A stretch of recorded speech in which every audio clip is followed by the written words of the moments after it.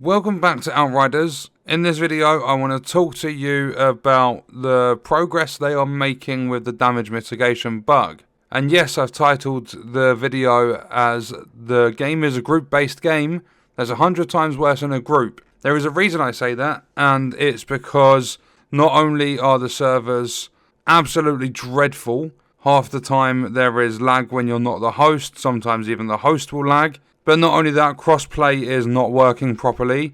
I still can't get into a game where a PC player is the host and I'm on Xbox. Not only that, but I was also playing with Turtles today as well as Pete, and it was fine when I was hosting. Turtles and Pete were able to join me, so that's two people on Xbox, one on PC. But as soon as I left to go and do something, Pete and Turtles carried on playing, so that's PC and Xbox playing together. And then as soon as I tried joining Turtles' game, when I got back from the Play with Friends thing, and I couldn't join. Then both of us tried getting in with Pete hosting on PC, and neither of us could actually join the game. So the crossplay, the matchmaking, still an absolute shambles. I don't think it's ever going to actually work how it should. But this is just the icing on the cake with this damage mitigation, because they've recently released an update, and basically in a nutshell it says that it's because of co-op. It's also to do with trying to play a lower challenge tier, and it's also because of their servers. So they have said testing for the patch to resolve damage mitigation not working properly throughout this week. Until testing has been completed, we will be unable to provide a precise release date for the patch, and that's in case the testing indicates that further work is required. Further work is required for the entire game. They are at this point pretty much just focusing on damage mitigation. They're not doing anything about the people that have had their inventories set to level 1 weapons from level 30 plus or whatever. People are having their rarities changed during the restoration. There are so many issues. I've seen videos of people not being able to reload their guns anymore. They literally can't do anything, so they have to end an expedition, they have to dashboard and start all over again when they're at the end of an expedition. It just seems to be purely server-based at the moment, where, I'd say 99% of the issues are coming from server-side problems. And another thing is they will not be talking to us about this until there is more news. So there is a possibility we could have to wait until next week to hear anything about this. Because they put under important, we have identified that the issue regarding enemies doing excessively more damage all of a sudden is most commonly, but perhaps not exclusively, triggered by the specific steps below. And another thing I've noticed recently is it's not just damage mitigation, it's damage numbers themselves. I'm doing nowhere near as much damage now as what I was before emergency stance got fixed. So it seems as though the latest patch has broken damage in all forms. Although it doesn't seem as though everyone's going to experience it. So these steps are basically, if you're having damage mitigation issues, these are more than likely the cause.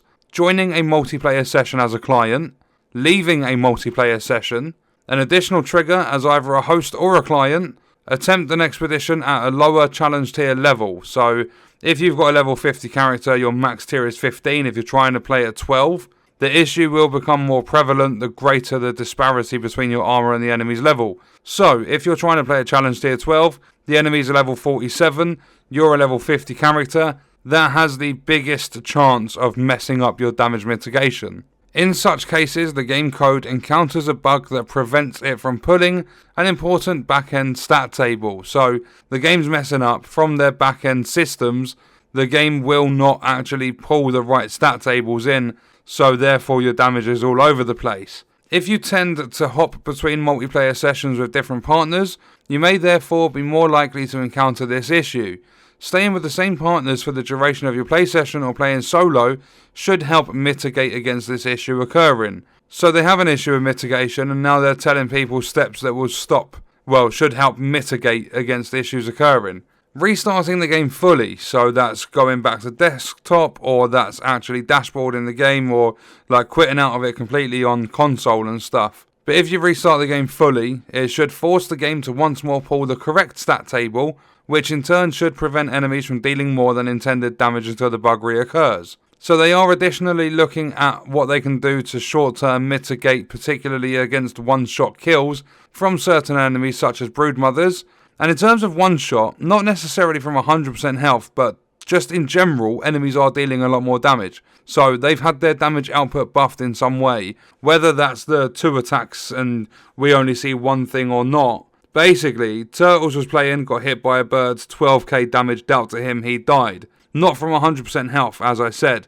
I was playing Boomtown, literally got in there, and my max health is like 24k or something, where I was at the time, because I run even odds. Like, it's 20.7k as a base sort of health number. But when I have enemies around me, that obviously goes up because of the mod. And I had 17,000 health, and I got hit by a cutthroat, and it took all of my health and killed me instantly. But they've said, as such changes would affect everyone, rather than just those who have encountered the issue, they need to be careful.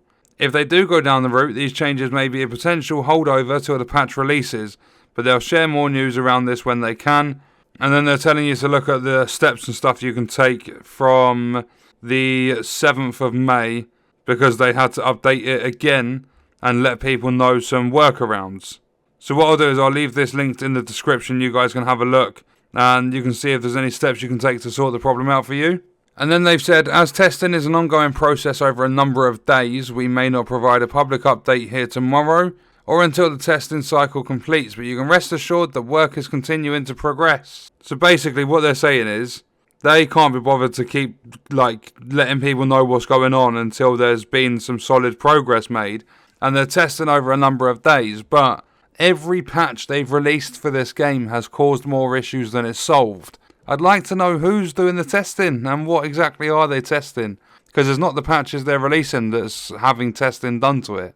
So yeah, there's possibly, I'm going to say at least another 4 or 5 days. And, well, not even 4 or 5 days. I'm just going to say the damage mitigation issue won't be fixed until at least next week. But yeah, that's just my opinion on it and what I think. And we're going to leave the video there. So let me know your thoughts and stuff in the comments. And I'll see you in the next video. I hope you guys enjoyed it.